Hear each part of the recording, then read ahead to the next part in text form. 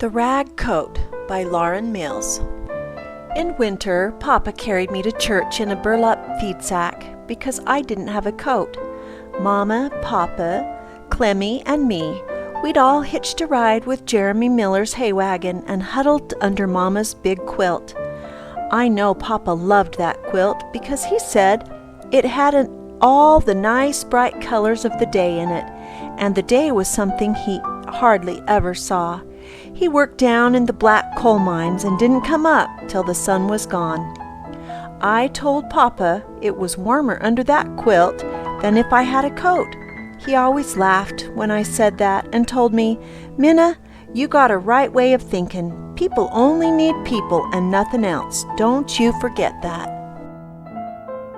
Papa got sick with the miner's cough and couldn't work much, so Mama stitched day and night on her quilts to try to make some money.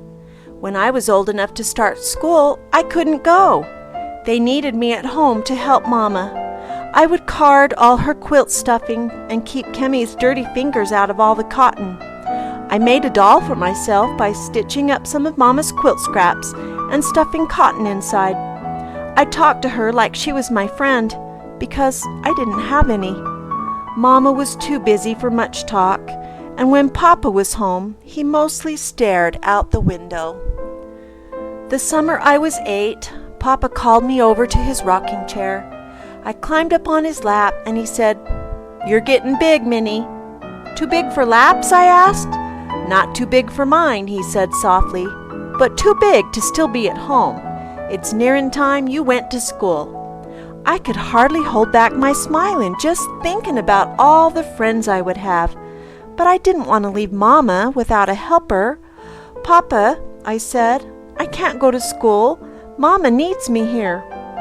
Papa just looked at me real steady and said, "They have books at school, Minna. You'll learn things from those books that you can't learn at home." "But I don't have a coat, Papa," I quietly reminded him. "Minna," he said, "don't you worry about a coat. I'll think of something." But he never got a chance.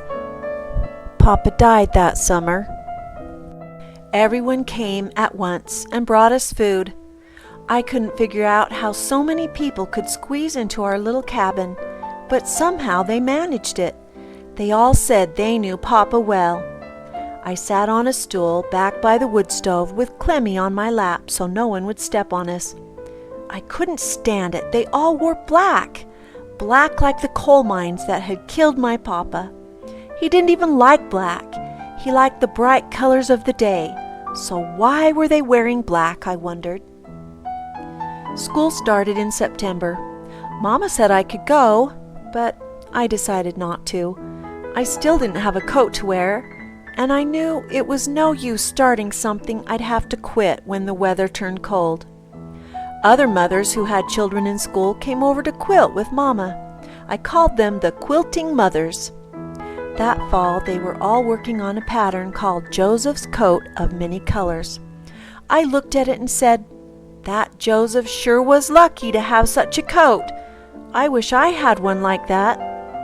"Why do you say that, Minnie?" Mrs. Miller asked me. "Because then I could go to school," I said, a little embarrassed that I had mentioned it. "Well now, Minnie," said Mrs. Miller, "I don't know that any of us has a spare coat we could hand down to you, but I'm sure we have some scraps to spare. We could piece them together and you could have a coat like Joseph's after all." Mrs. Miller looked around the room, and all the mothers nodded. Mama quickly protested, "Oh, you all need those rags for your own quilts. Don't go giving us things that you need yourselves." They paid no attention to Mama. Mrs. Hunter said, "And we could use feed bags for the inside of the coat." My eyes filled with tears, but I wasn't embarrassed anymore. I said, "I have a feed sack. Papa used to carry me in it." I ran and fetched it. "Will this do?" "Yes, it would do fine," they told me. Then I thought of something important. "But you need to make quilts to sell. You can't take time out to quilt a coat." "Oh, first things first," said Mrs. Miller, and they all repeated it. Mama smiled and shook her head, and I saw tears in her eyes, too. The very next day I went to school, running most of the way to keep warm and thinking all the while of the coat I would soon have. The schoolhouse was just one room filled with 14 children. I had seen most of them at church, but never got a chance to talk to them much. I knew I would love school, even though I was put in the front row with the youngest ones, and Clyde Bradshaw whispered that it was because I was dumb. Then Shane Hunter pulled my braid, and Susie Miller said I asked the teacher too many questions. But our teacher, Miss Campbell, smiled at me and said, "Smart people are those who have lots of questions." My most favorite thing about school was sharing day. Each of us had our own day when we shared something special with the class. Clyde Bradshaw brought in a watch his grandpa gave him. It still ticked, and he made sure we all heard it. On her day, Lottie showed us the porcelain doll her aunt from New York had sent her. We all thought it was the most beautiful thing ever and wanted to touch it, but Lottie wouldn't let anyone near it. She said, "Nope, it's mine," which made everyone mad. I knew just what I would show when it was my sharing day, but I kept it a secret, and I knew the quilting mothers would keep it a secret too. Each day I hurried home to see my coat. It was looking like the colors of the fall days, the yellow golds of the birch leaves, the silvery gray and purples of the sky, the deep greens and browns of the pines, and the rusty red of the chimney brick, all the colors Papa would have chosen. I decided to put a piece of his work jacket in there. It just seemed right. The mothers worked as quickly as they could, but the cold weather was quicker. At recess, Susie asked me why I didn't wear a coat. I told her I could jump rope better without one. Jumping a lot kept me warm. I was fast becoming the best rope jumper in the school. Not last night, but the night before. 24 robbers came knocking at my door. That was my favorite rope tune. One night when Mama looked sad, I told her things could be worse. We could have 24 robbers knocking at our door. She said, "Now what on earth would they want from us, Minnie?" "Oh, Mama, they would want the coat first thing," I said. She laughed then, but I was most serious. Finally, my coat was done. It was so beautiful, and the quilting mothers had finished it in time for my sharing day. That morning I walked to school looking down at all the different colored pieces of the cloth in my coat. All the stories the quilting mothers had told me about the rags and who they belonged to, I knew by heart. I had ended up choosing the most worn pieces for my coat because the best stories went with them. I was still looking down and repeating each story to myself when I bumped into Clyde outside in the schoolyard. "Hey, rag coat," he said, and all the others started laughing. Before I knew it, Susie, Lottie, Clyde were dancing around me singing, "Rag coat, rag coat." Lottie said, "Look, it's even dirty with soot," and she poked her finger into my papa's cloth. Then Susie said, "Hey, Minnie, you were better off with no coat than that old ragged thing." "Maybe you're right," I yelled. "If I had no coat, then I never would have come to school." I broke through their circle and ran away from them far into the woods. I found an old log and sat on it for a long time. Too angry to cry, I just stared across the field Papa used to gaze at. "Oh, Papa, I wish you were here," I said, and then I couldn't help but cry. I cried for Papa, and I cried for the quilting mothers who had wasted their time.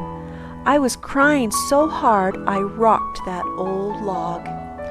Then all at once I stopped because I felt something warm and familiar. The feed bag inside my coat made me feel like Papa's arms were around me again. I could almost hear him say, "Minnie, people only need people and nothing else. Don't you forget that." I jumped off the log, wiped the tears from my cheeks, and brushed the leaves off my coat. "I won't forget it, Papa," I said, and I headed back to school. When I walked into the schoolroom, Miss Campbell looked up. surprised. "Why, Minnie," she said, "I was told you ran home sick." Susie jumped up, her face all red. "It's not true, Miss Campbell," she blurted out. "We lied to you. Minnie left because we made fun of her old coat." "I'll tell her, Susie," I said. "It's not an old coat. It's a new coat." "But it's just a bunch of old rags," said Lottie. "It's not just a bunch of old rags," I said. "My coat is full of stories. Stories about everybody here." They looked at me real puzzled. "Don't you see? These are all your rags." They still seemed puzzled. "I'll show you. Look, Shane, here is the blanket of yours that your mama's sister gave her the night you were born. The midwife said you wouldn't live but 3 days because you were so small, but your mama wrapped you up tight in that blanket and put you in a little box by the wood stove. And your papa kept the fire at night for 3 weeks. Of course you lived all right," I said, looking up at Shane. Shane was big.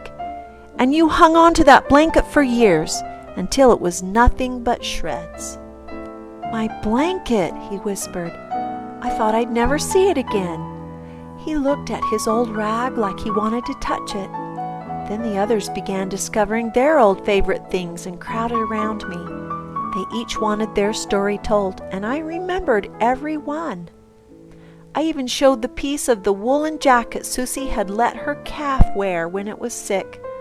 Lottie's rag was a faded piece from a fancy dress her aunt from New York had sent her for her 7th birthday, and Clyde had a scrap from his pants that he always wore when he went fishing with his grandpa. Susie said, "Minnie, I'm sure sorry we ever said anything bad about your coat." "Me too," I heard the others murmur. "I wouldn't blame you if you didn't let us touch it," Lottie said. "I wouldn't blame you if you didn't even want to be our friend at all," said Clyde. "Friends share," I said, and I let them each touch their rag. Then I showed them the feed sack inside my coat and told them how it made me feel Papa's arms again. Shane put his hand on my shoulder and said, "Minnie, I bet you got the warmest coat in school." "Well, it took a whole lot of people to make it warm," I told him, and we all laughed.